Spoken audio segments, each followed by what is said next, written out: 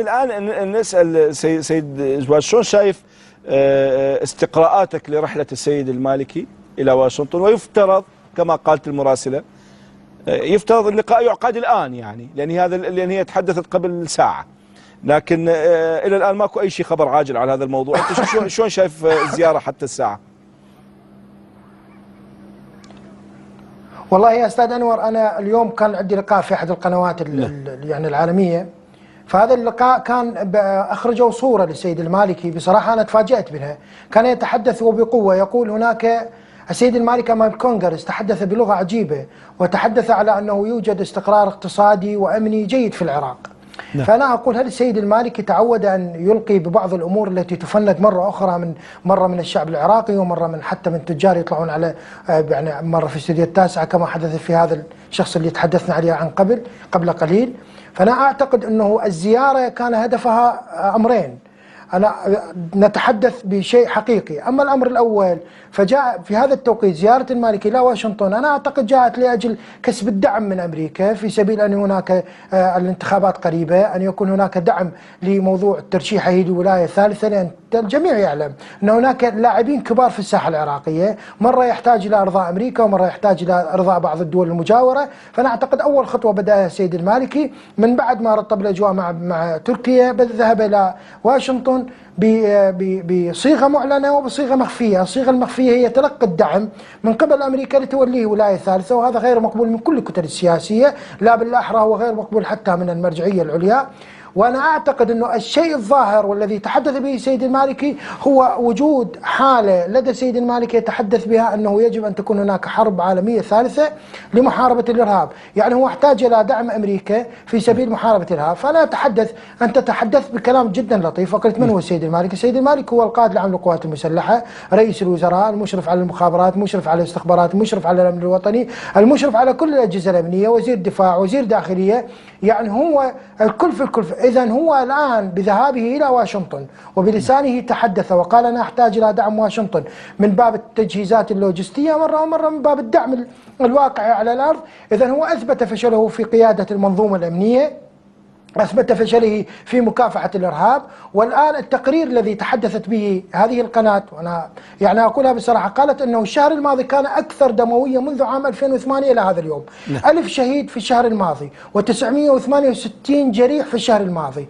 يعني أنا عندما أتحدث ب1000 شهيد في شهر واحد، هذا رقم مخيف لكل دول العالم، مخيف. فإذا أين متجهين على أن السيد المالكي لم يحاول ولو لدقيقة واحدة أن يستغني عن القيادات الفاشلة وأن يغير هذه القيادات الفاشلة ويأتي بقيادات قادرة على قيادة المنظومة الأمنية، بل توجه إلى واشنطن بعنوان أنه محاربة الإرهاب، بل بالعنوان الأصلي أنه يحتاج إلى دعم للولاية الثالثة.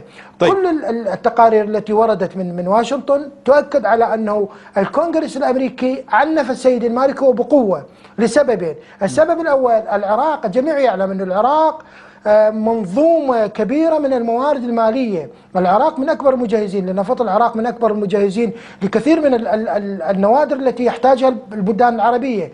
هذا كله ما استغل السيد المالكي، احتاج فقط في تسقيط الآخرين، التهى فقط في أن يقول هو القائد الأوحد، احتاج فقط أن يجهز هو وقائمته الانتخابات القادمة في سبيل يعد العدة لانتخابات قادمة، غير ذلك ما عنده.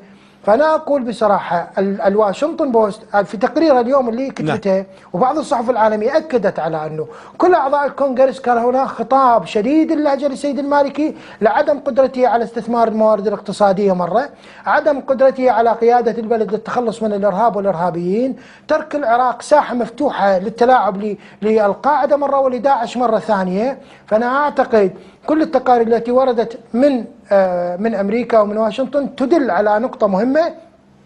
هناك عدم رضا من الحليف الاستراتيجي للسيد المالكي، أؤكد الحليف الاستراتيجي للسيد المالكي، عدم رضا عن إدارته للبلاد، عن دكتاتوريته وقمعه لوسائل الإعلام، وكانت من ضمن الأمور التي تحدثوا بها وهم لا يقبلون بذلك. لذلك أنا أقول كان على السيد المالكي الأجدربي بدل الذهاب إلى واشنطن الذهاب إلى المرجعية الدينية والاستجداء بباب المرجعية الدينية للخروج من الأزمة الحالية. أقول الاستجداء للمرجعية الدينية حقيقة قادرة على أن تحل الأزمة العراقية. عليه أن يقعد في مقابل ما تقوله إرشادات المرجعية الدينية. هناك هناك مفاوضات للانتخابات القادمه لتوسيع 351 عضو مجلس النواب في الانتخابات القادمه.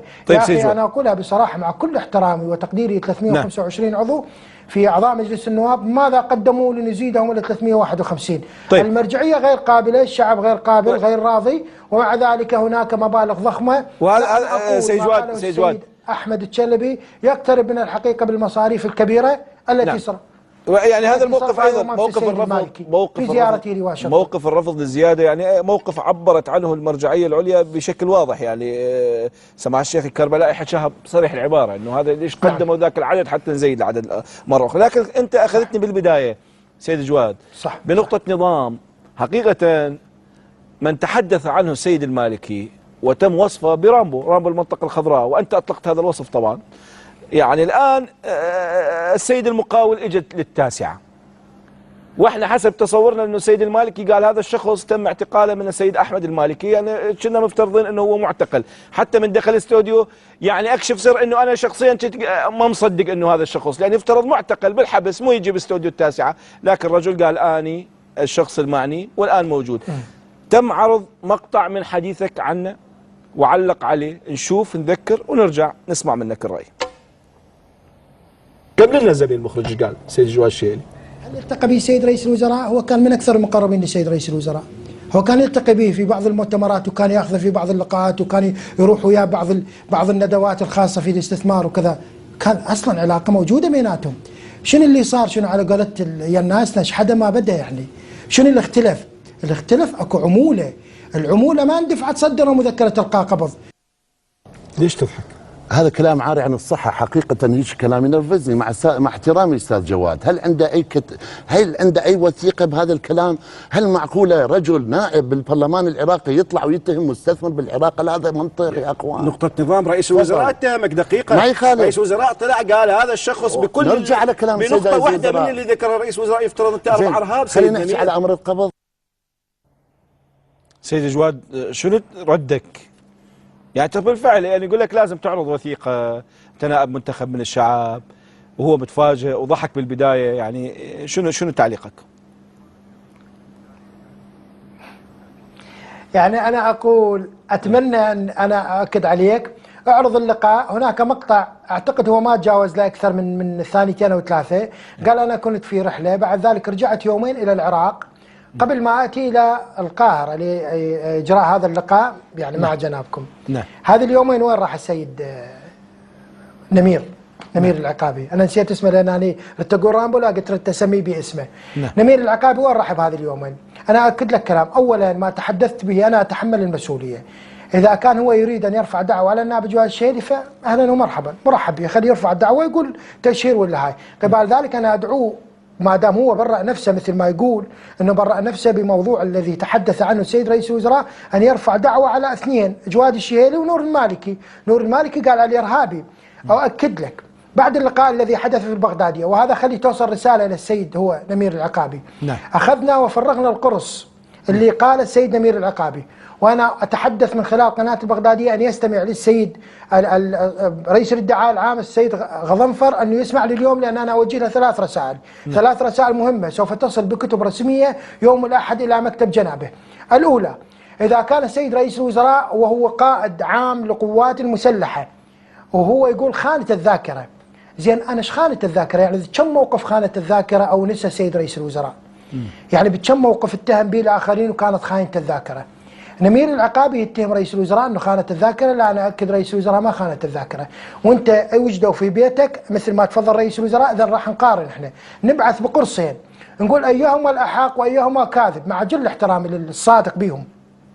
إذا كان رئيس الوزراء لقى في بيت نمير العقابي كواتم للصوت، فعلى هذا أن ينحكم 4 أرهاب وشون طلع من السجن. زين هم ألقوا القبض عليه، صدقني وأنا قلت لك في الحلقة السابقة قلت لك تم تسوية الأمر وما تم إلقاء القبض عليه، والأخ كان في عمان. لا بل أحرى من ذلك، خليني أكشف لك شيء اليوم.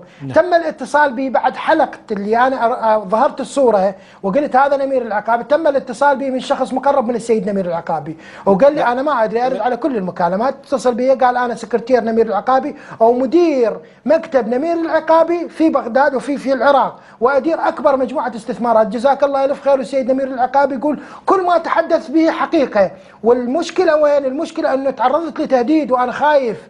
تم تسوية الأمر أستاذ أنور، نعم. وتم الاتفاق، وما تحدث به مع جل احترام، وخلي أنا قلت له خلي يقيم دعوة عليه بتهمة التشهير، وأنا مستعد أتحملها أمام الشعب العراقي. هذا ما تحدث به كذب. هناك اتفاق تم إجراءه في بغداد باليومين، أنا قلت لك رجع المقطع. نعم. يومين رجع به إلى بغداد، تم تهديده بقطع كل استثماراته في بغداد إذا ما قال هذا الكلام اللي دبلج. وطبعا لغة الجسد واضحة أمام السيد نمير العقابي عندما كان هو مرتبك. نعم. وما ما مسيطر على روحه، ويحاول باي طريقه يسوي في الموضوع ورجليه تهتز، وما كان هو يمتلك اي وثيقه، وكل الوثائق اللي جابها ما تصف في صلب الموضوع. ال6 مليارات وين اخي انور؟ الشعب العراقي وين ال6 مليارات اللي صادرها السيد رئيس الوزراء؟